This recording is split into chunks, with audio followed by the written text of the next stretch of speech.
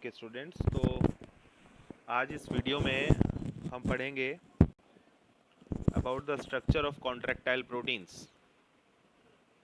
उसके बाद हम पढ़ेंगे मसल मूवमेंट, है ना, स्लाइड फिलामेंट थ्योरी, तो वो पढ़ेंगे आगे। तो सबसे पहले पढ़ लेते हैं स्ट्रक्चर, देख लेते हैं। तो इसमें सबसे पहले यहाँ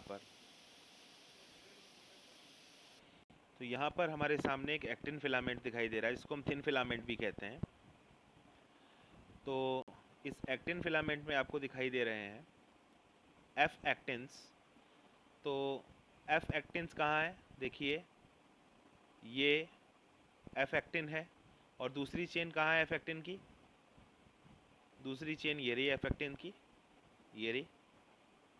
तो लाइक दैट हमें यहाँ पर दो चेन्स दिखाई दे रही हैं एफ एक्टिन्स की। हर एफ एक्टिन में बहुत सारे जी एक्टिन्स हैं, ये जी एक्टिन्स हैं, ठीक है ना, ये जी एक्टिन्स हैं। तो जी एक्टिन्स से ही एफ एक्टिन्स बने हैं। So there are two long chains of F actins which are formed by G actins. इसके अलावा हमें दो चेन दिखाई दे रही हैं ट्रोपोमायोसिन की। First chain is this and the second chain is this. तो ट्रोपोमायोसिन की चेन पर कुछ साइट्स ऐसी हैं जहां आपको दिखाई दे रहा है ट्रोपोनिन, और ट्रोपोनिन ने इन साइट्स को मास्क करके रखा हुआ है, यानी कवर करके रखा हुआ है। ये जो साइट्स हैं जहां पर ट्रोपोनिन लगा हुआ है, इन साइट्स पर ही मायोसिन अटैच होता है। तो आप यहाँ मायोसिन का एक मोनोमर देख रहे हो, ये मायोसिन का एक मोनोमर है, और मायोसिन के मोनोमर में आप देख रहे हो actin binding sites.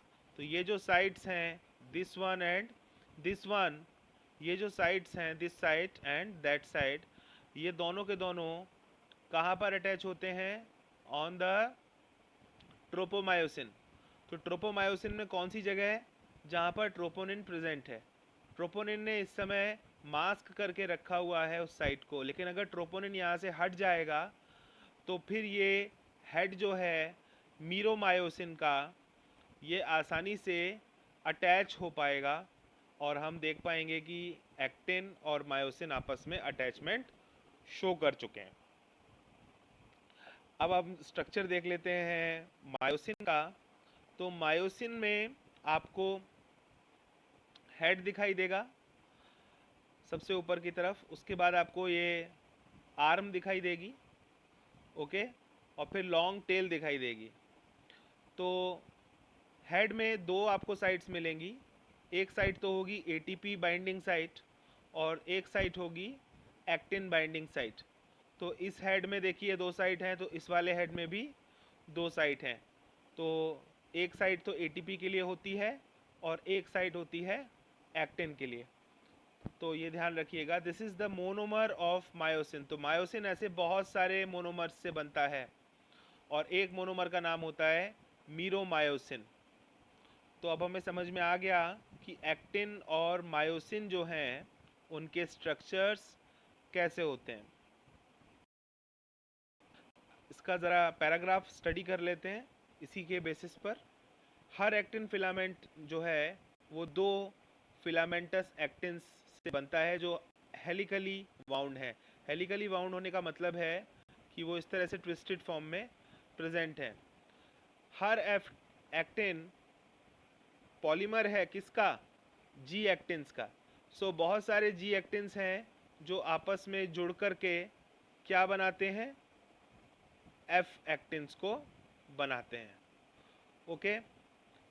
So two filaments of another protein, tropomyosin, also run close to the F actins throughout its length.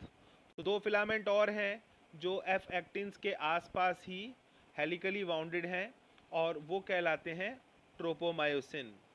और ट्रोपोमायोसिन पर एक कॉम्प्लेक्स प्रोटीन प्रेजेंट होता है जिसका नाम होता है ट्रोपोनिन, जो कि रेगुलर इंटरवल्स पर उसके सरफेस पर डिस्ट्रीब्यूटेड पाया जाता है। तो ये ट्रोपोनिन जिस जगह पर रहता है वो जगह एक्टिव बाइंडिंग साइट्स हैं, किसके लिए? मायोसिन के एक्टिन फिलामेंट्स के साथ जो बाइंडिंग होती है उस बाइंडिंग को कराने वाली साइट्स होती हैं। तो ट्रोपोनिन का काम होता है उन साइट्स को मास्क करके रखना। हर मायोसिन जो होता है, अब मायोसिन के बारे में बात करेंगे, इसको हम थिक फिलामेंट भी कहते हैं। हर मायोसिन जो होता है वो भी एक पॉलीमर होता है। तो बहुत सारे मीरोमायोसिन्स आपस में अटैच होकर के मायोसिन फिलामेंट को बनाते हैं। हर एक मीरोमायोसिन में दो पार्ट्स होते हैं, important parts. Globular head with a short arm and a tail. तो हमने अभी थोड़ी देर पहले डिस्कस किया था, हेड, आर्म एंड टेल, ये पोर्शन है। ओके, तो जो हेड है, क्योंकि वो हैवी होता है तो it is called as heavy meromyosin. तो globular head with a short arm, आप इस वाले पार्ट को क्या कहते हैं? HMM, heavy meromyosin. और जो टेल है it is called as light meromyosin.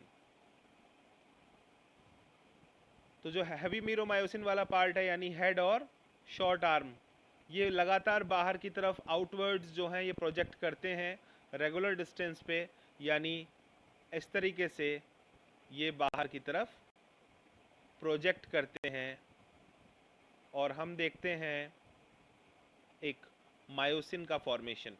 तो यहाँ हेड है और ये आर्म है और ये टेल है।